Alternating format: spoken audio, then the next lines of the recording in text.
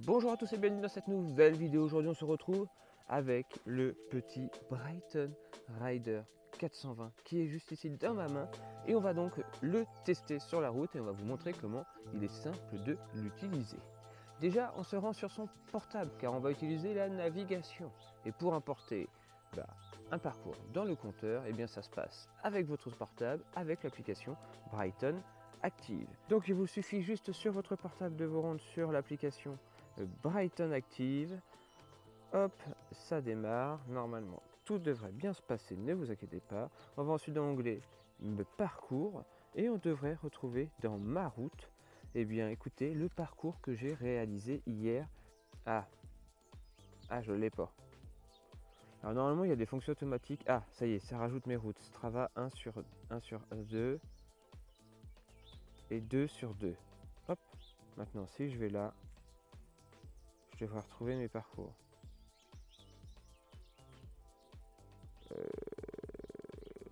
Je les ai pas.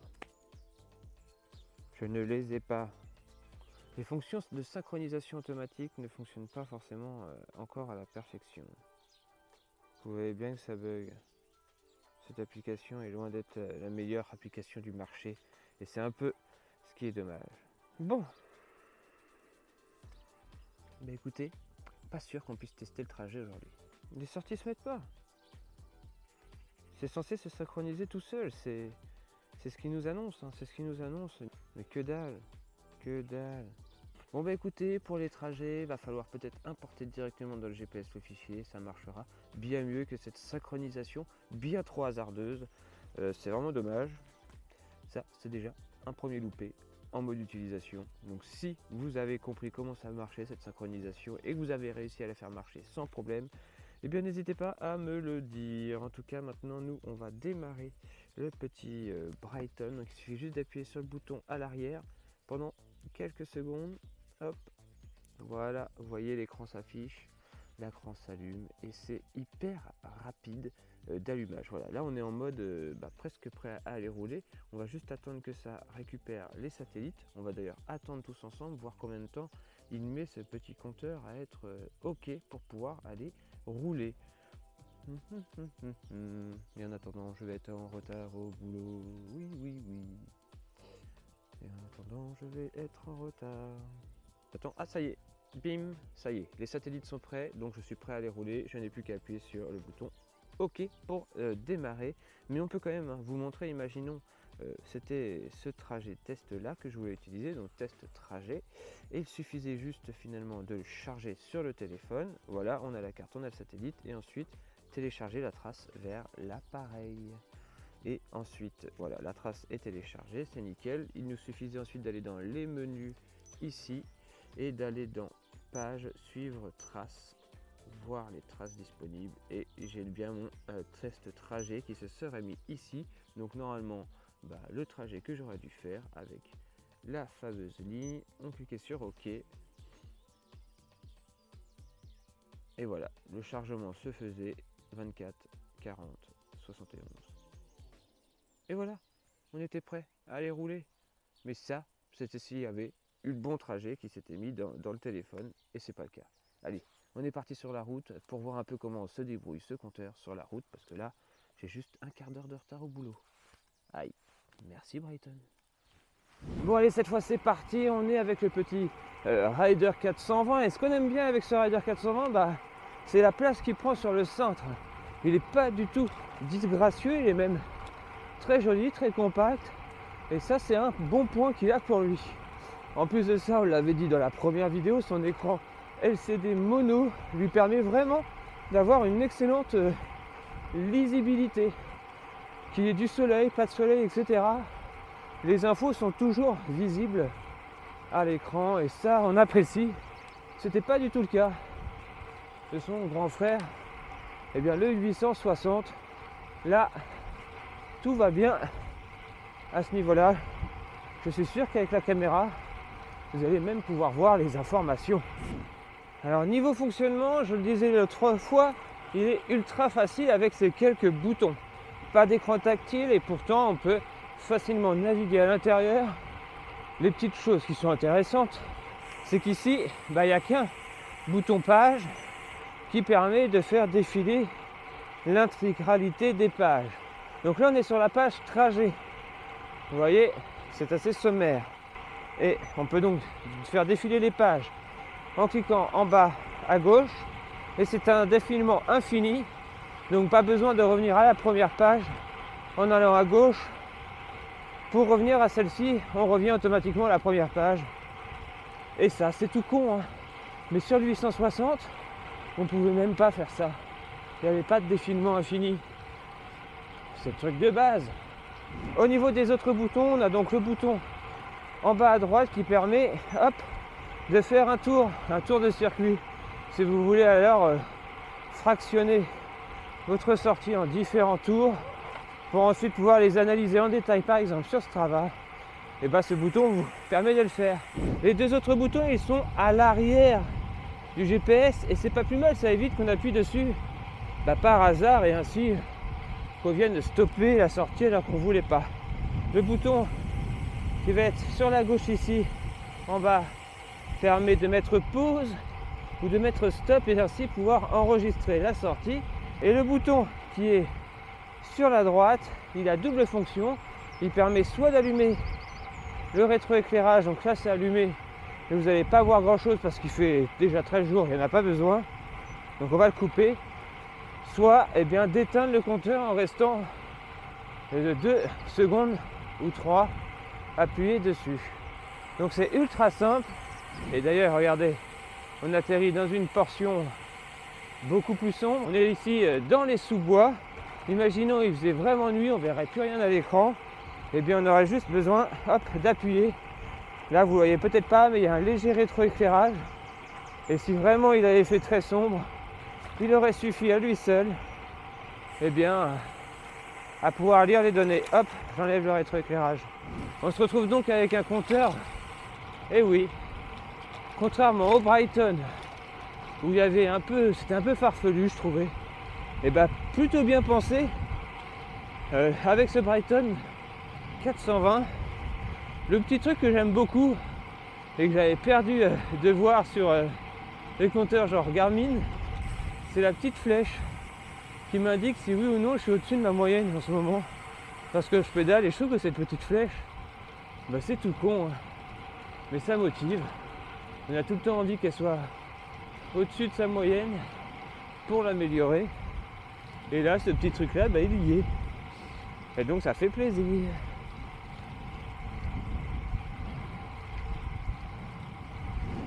J'ai vu des promotions internet à 100 € parfois. Donc un compteur GPS à 100 balles, aussi bien fini et qui marche plutôt bien. Enfin, comme je vous disais, j'ai pas fait non plus encore des dizaines de sorties, mais pour le moment, pour le prix, les fonctions sont vraiment très très bonnes. Et pour les plus observateurs, vous devez remarquer une nouvelle petite paire de lunettes sur le nez. Je vous laisse deviner le modèle, et me dire ce que vous en pensez au niveau du style. Et je vous en dirai un peu plus au niveau de la qualité de ces lunettes. Alors au niveau précision du GPS de ce 420, sur mes 3 sorties que j'ai pu faire jusqu'à maintenant, et dont des sorties que j'avais fait en duo avec quelqu'un qui avait des Garmin, il s'en sort plutôt pas mal en termes de précision de données, beaucoup mieux du moins que le 860 avec lequel j'avais eu des bugs. Par contre j'ai eu quand même des petites imprécisions de traces dès qu'on arrive sur des zones un peu ombrées, genre sous-bois, etc. Il part un peu à côté de la route mais se rattrape très vite. Bon, en usage VTT ça fait quand même un peu peur, parce qu'on se dit quand même on est dans les sous-bois tout le temps, et s'il perd le signal comme ça risque de vous faire des parcours un peu loufoques. Mais pour un usage route classique, ça marche quand même plutôt bien, et il n'y a rien d'alarmant et de surtout rédhibitoire, on va dire, dans la précision de ce Rider 420. Il n'y a personne, c'est bon, il n'y a personne, on peut y aller, on peut continuer la vidéo. Finalement, ce qui pêche le plus avec Brighton, c'est vraiment son environnement global. Là où Garmin arrive à faire un truc assez clean, hein, qui synchronise bien avec le portable, etc. Bah Brighton là, bah ça galère un peu, hein. On l'a vu avec le trajet que j'ai voulu rajouter. J'ai beau eu faire tout ce qu'il fallait, il ne s'est pas mis. Donc pour qui, pourquoi, je ne sais pas. Il y a encore un peu de boulot pour que tout ça fonctionne du premier coup et sans prise de tête. Parce que quand on arrive le matin même et qu'on se dit c'est bon, c'est facile, j'allume mon portable, je le connecte avec le compteur et hop, je le mets à l'intérieur, on se rend compte que dans la réalité, c'est pas forcément ça. Ça peut s'avérer un poil plus long et plus chiant. Donc, à améliorer ce point. Hop, le petit lin qui pousse avec ses petites fleurs bleues. Bon, les fleurs bleues sont pas très ouvertes encore. Mais d'ici quelques semaines, ça sera un très très beau champ. Et ça, on aime. Et...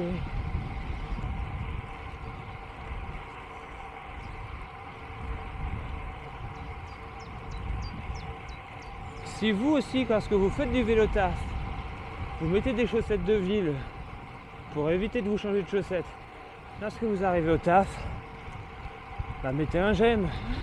Bon, je vais pas avoir beaucoup de j'aime parce que je pense que vous n'êtes pas beaucoup à faire ça. Mais moi je le fais. Des petites chaussettes Adidas. Pour pas m'embêter à les changer après. Allez. Déjà 9,4 km de fait. Il ne me reste plus que 5 pour la première partie de la vidéo. Et on se retrouve ce soir après le boulot avec une météo qui sera magnifique, des températures magnifiques en manches courtes pour vous parler du côté guidage de ce Brighton 420. Parce que moi là je vais couper la vidéo parce qu'on va atterrir sur une grande route et je peux vous avouer que sur cette grande route, entre les poids lourds et les mamans qui emmènent leurs enfants à l'école parce que l'école reprend aujourd'hui, je sens que je vais me faire raser les poils des mollets. Et je préfère avoir les deux mains sur le cintre à ce moment-là pour bien gérer ma trajectoire.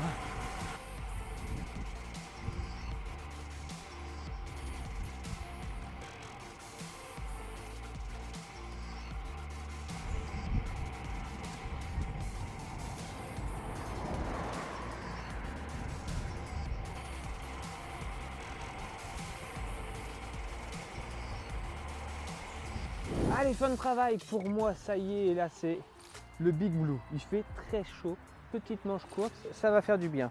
Et il est temps maintenant d'aller tester ce mode navigation. Attention, on n'est pas sur un vrai mode navigation, on va bien être sur une trace que l'on va devoir suivre et on va voir si ça nous indique les virages. Normalement oui, on est sur du virage par virage, donc normalement tout devrait bien nous être indiqué. Donc pour ça, il suffit juste de se rendre sur son compteur.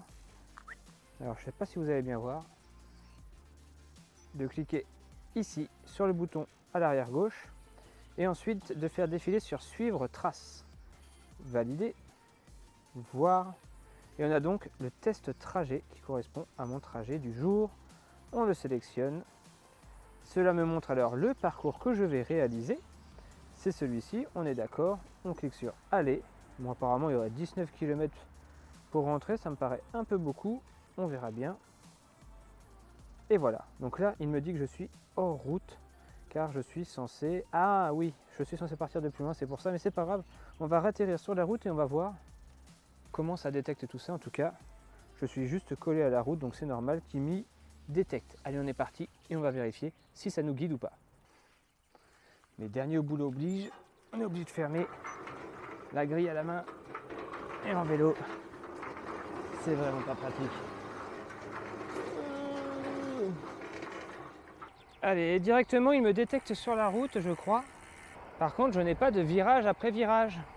Ça ne m'indique pas de virage.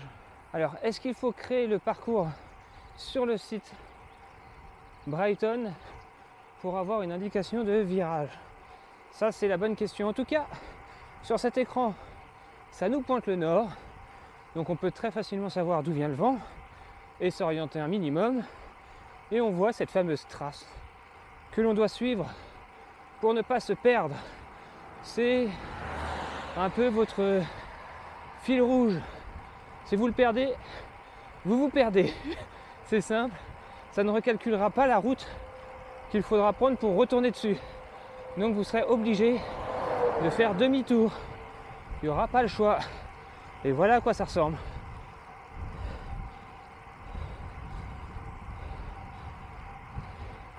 On peut vraiment naviguer avec ce type de guidage. Il n'est pas parfait, il est loin d'être infaillible.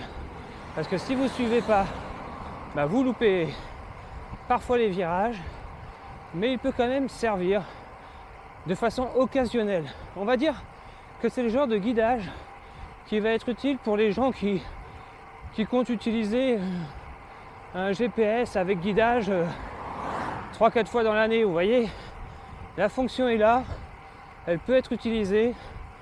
C'est rassurant de savoir que l'on peut être guidé, en plus de retenir la route dans sa tête.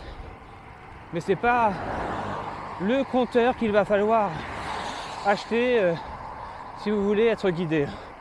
Vous risquez d'être un peu déçu sinon. Allez, on va voir si ça m'indique le virage, en sachant qu'ici j'ai fait le trajet sur le site Strava. Et normalement on a accès à la navigation virage par virage, mais a priori là, ça m'indique pas. Alors que je dois bientôt tourner normalement. Et ça m'indique absolument pas que je devais prendre le virage. Donc là, il faut avoir les yeux rivés sur le compteur. Et pourtant c'est annoncé comme un compteur qui fait virage après virage. Donc ça veut dire qu'il doit y avoir une fonction à activer ou un parcours à créer d'une certaine façon. Donc peut-être en effet grâce au logiciel Brighton, mais j'avoue que j'ai pas réussi à bien le prendre en main, car pour moi le plus gros défaut de Brighton, ça reste son environnement, son site web, son application mobile. C'est très mal codé, très mal développé et pas très agréable à utiliser, contrairement à Garmin ou Wahoo qui font vraiment des choses beaucoup plus convaincantes à ce niveau-là. Et c'est finalement un peu ce qui me freine dans l'utilisation d'un compteur Brighton. On nous parle d'analyse poussée de votre sortie grâce à l'application Brighton Active. Je vous mets une capture d'écran de ce que donne une analyse poussée sur un smartphone. Regardez ces courbes qui s'additionnent à l'écran, on n'y comprend plus rien. Alors on peut les désélectionner, mais franchement, c'est loin d'être une analyse ultra poussée. Je m'écarte de la trace. Déjà, ça a du mal à me dire que je suis hors route. Alors que ça fait déjà un bon 100-200 mètres que je ne suis pas sur la trace. Alors est-ce qu'à un moment, ça va me mettre une indication ou pas? Je sais même pas. Et c'est là où c'est un peu bizarre quand même. Ah ça y est, hors route, sans un bruit, sans rien. Ça manque encore une fois un peu d'alarme. Parce que là vraiment on est sur quelque chose de très simple et si rien ne vous dit que vous êtes en route, là ça devient compliqué quand même. Parce que là, imaginez, vous êtes en route, vous vous en rendez compte 600 mètres, 700 mètres plus tard, il y a eu quelques carrefours avant. Comment savoir comment récupérer la route à part en faisant tout bêtement demi-tour en fait. C'est la seule solution. La seule solution pour bien se faire guider avec ce GPS, c'est de suivre la trace. Et si vous n'avez plus la trace, de faire demi-tour. Coucou les petits chiens. La campagne, après le boulot, ça fait du bien. C'est vachement beau. Il faut que j'arrête. Finir par faire une chanson. Enfin voilà, c'était le petit essai du Brighton 420. Donc ce qu'on peut remarquer, c'est que la synchronisation après sortie marche très bien. Mes sorties sont automatiquement envoyées sur Strava. Donc ça c'est cool. C'est quelque chose qui marche bien. Par contre, quand on crée des parcours, difficile de les retrouver sur le compteur j'ai pas réussi vraiment à synchroniser ces parcours. J'ai eu beau les mettre en favori, etc. Normalement, ça se fait en un clic. Force est de constater que c'est encore à améliorer, ou alors c'est moi qui maîtrise mal le truc, mais sur le papier, c'est censé être ultra simple. Hein. Allez, nous on va profiter de ce petit air de vacances de fin de journée. Il est 19h, on rentre du boulot, mais avant ça, un petit peu de vélo. Ça permet vraiment d'oublier sa journée. Franchement, pour tous ceux qui habitent entre 0 et 15 km de leur boulot, le vélo taf c'est magique. Le vélo taf c'est magique parce que vous fassiez une journée de 8, 9, 10 heures, vous montez sur le vélo, vous pédalez, surtout par ce beau temps, et au bout de 5 minutes, vous avez oublié votre journée de boulot. Et voilà, vous rentrez chez vous bien zen, bien tranquille, vous pouvez profiter de votre petite famille ou autre, de votre passion, sans se prendre la tête avec le boulot qui est resté là-bas, sur le bord de la route. Et ça change la vie. Et c'est trop cool. Bref, on dévie un peu de sujet. Le Brighton Rider 420, vous l'avez vu, c'est un compteur vraiment très simple dans son utilisation, mais qui fait vraiment ce qu'on lui demande. Encore une fois, la navigation qui pêche un peu, mais il n'est pas fait pour ça. Pour tout le reste, il marche vraiment bien. Il ne me reste plus qu'à tester son autonomie réelle. Allez, nous on se dit à très vite pour une prochaine vidéo. D'ici là, faites du vélo. Je vous rappelle, on est en plein été, donc c'est le moment ou jamais de rouler. Et on se dit ciao tout le monde. Bye bye.